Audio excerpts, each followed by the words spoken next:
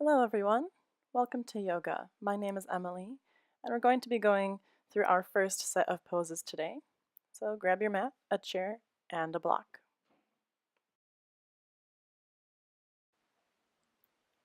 Let's begin in Tadasana mountain pose.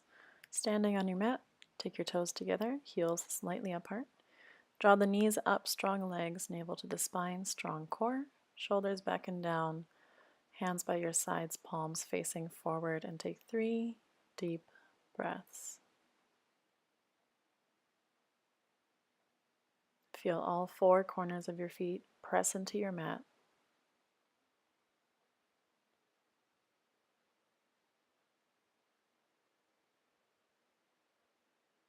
When you're done with your 3 breaths, take the hands in front of your heart, bow your head, thank your heart, and let's get started. Roll your shoulders back a few times. Interlace your fingers behind your back. Open up your chest. If interlacing your fingers doesn't feel good for you, you can always hook your thumbs.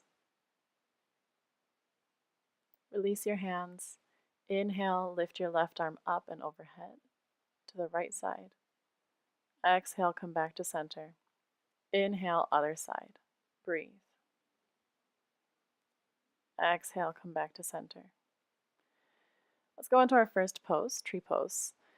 Hands on the hips, weight is in your left foot, right heel goes to your ankle. Find your balance. You can move your foot to your calf or all the way up to your thigh. Avoid putting your foot anywhere near your knee. Keep pulling your right knee back behind you. Place your hands in front of your heart and focus on a spot in front of you that doesn't move, your drishti, your focus point. Slowly bring the foot back down to Tadasana, your mountain pose, and we'll go to the other side. Left heel goes to your right ankle, knee goes out to the side, and find your version of tree pose.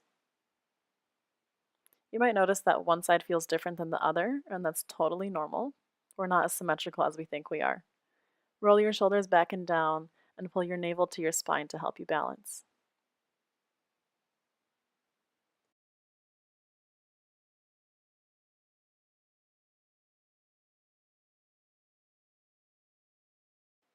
As you move from pose to pose, try to do it slowly and with control. So the transitions are smooth and we're really paying attention to how our bodies are moving and feeling in each moment. After stepping your feet apart nice and wide, turn your right toes out 90 degrees and take your left heel back by about 2 inches. Arms go out horizontally, reach forward with your right hand and come down to your support. So right here I'm using a chair. Left arm goes up high, or you can take your hand to your hip for more comfort in your shoulder. Now, if you don't want to use the chair, you can use a block.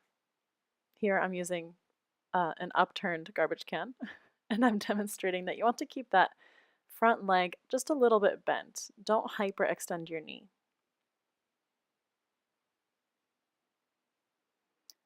If you're comfortable, you can take your hand to your shin, your ankle, or even eventually the floor. And if you want to use some core strength, don't hold on at all. Place your top hand on your hip again, strong legs and strong core to come back to center. For Warrior 2, your feet stay in the same spot, and you just bend your right knee so it's directly above your ankle. Turn your body so it faces forwards, arms lift up, and look over your right fingertips. That knee is really important, so make sure that knee stays above your ankle. Don't be afraid to check your own body as you go through your poses. For side angle pose, right elbow goes to the right leg and sweep your left arm up overhead, palm facing down. Rotate your chest so you're looking up at the ceiling. You can also use a block here for support. Right hand comes down, left arm up and over. Keep pressing into that back foot so the left heel is down into the mat. Gently come up, turn your toes forward, and we'll go to the other side with all 3 of those poses. So left toes go out 90 degrees, right heel moves back, arms go up, reach forward with your left fingertips, and come down to your triangle pose. On this side, I'm not showing the use of props, so this is how I would do my triangle pose, just by holding on to my shin. If your neck hurts when you're looking up, just look down at your foot, or forward is fine as well. And keep your shoulders away from your ears. So a really common mistake here is to dump your neck into your shoulder. To avoid that, lift yourself away from your arm, shoulders away from the ears, and gently rotate your chest up towards the ceiling. When you're coming out of triangle pose, take the top arm to your hip, use your legs and core to lift you up. Bend your left knee. Let's come into warrior two on the other side. This is Virabhadrasana II. Arms are horizontal. Again, shoulders are relaxed, but we're reaching out to the sides. And you might notice that your body wants to follow your leg over to the side. So make sure you're facing the front and your left knee is pulling back behind you. Side angle pose on the other side. Left arm goes to the leg. Right arm sweeps up close to your ear. When you're first trying these poses, do your best to hold each pose for about 3 to 5 breaths. Let's slowly come out of this pose, hand to the hip, lift your body up, straighten your leg, and turn your toes forward.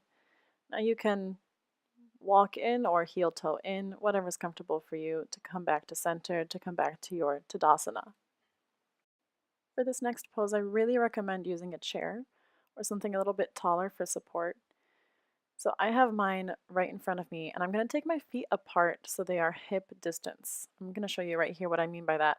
The feet are directly under your hips, so when we're moving the feet back and forth, they're going to be moving as if they're on railroad tracks. This will give you more stability and more balance. It's also a little bit easier on your knees. Step your right foot back, and your back toe is going to be facing out about 20 degrees, maybe 45. Pay attention to how your knees feel. Pull your right hip forward, left hip back to square up your hips. Again, don't lock out that knee. Hands on your hips, keep your spine long, shoulders back, and hinge forward from your hips, keeping your spine long. Now you can take your hands to your support. That can be a chair, that can be blocks. If you want to use your core more in this pose, you can take your hands to your hips and stay there, or even interlace your hands behind your back. Remember to keep looking down at your foot to keep your neck long. So from your crown of your head all the way to your tailbone, you're one long line. To come out of this pose, take your hands back to your hips, keep your spine long, and lift yourself up. Step forward, and we'll go to the other side. Left foot back. Remember your railroad tracks. Toes are out just slightly in the back foot. Front knee is a little bit bent, just that micro bend. Left hip forward, right hip back, and come to your support. If you find that a chair is still too low for you, this is a very intense stretch. It's called intense flank stretch for a reason. You can do this pose against a wall as well. Something that will become more natural over time is paying attention to your breath in each pose. For now, let's come back to center and we'll move your props out of the way. So we want a clear mat for our last pose, Savasana. Once you have space all around you, go ahead and lay down on your back. Take your time. This should be a very relaxing posture. Extend your legs forward and let your hands rest by your sides, palms up. Let your feet fall open like a book. Close your eyes. Relax your toes. Relax your ankles. Let your knees be soft. Let your hips feel heavy. Relax your fingers. Let them curl in into your palm. Let your shoulders sink down into the mat.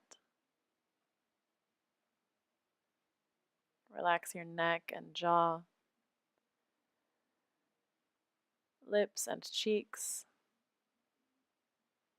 eyes and forehead.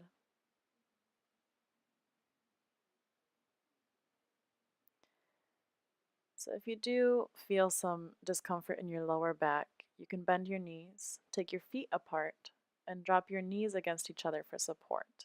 This allows your lower back to relax. Take a couple of deep breaths. and just relax. You can stay in Shavasana as long as you want.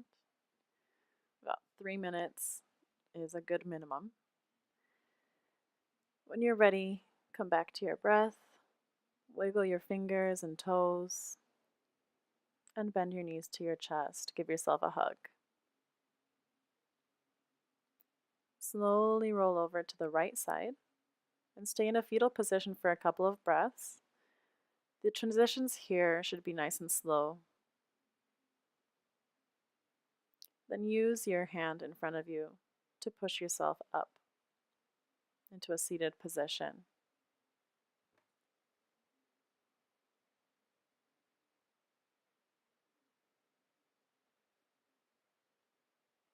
Get comfortable, place your hands on your knees, roll your shoulders back and down, and take a moment to thank yourself for doing yoga today. In yoga, we say the light in me honors the light in you. In this space, we are not separate, but we are one. Namaste.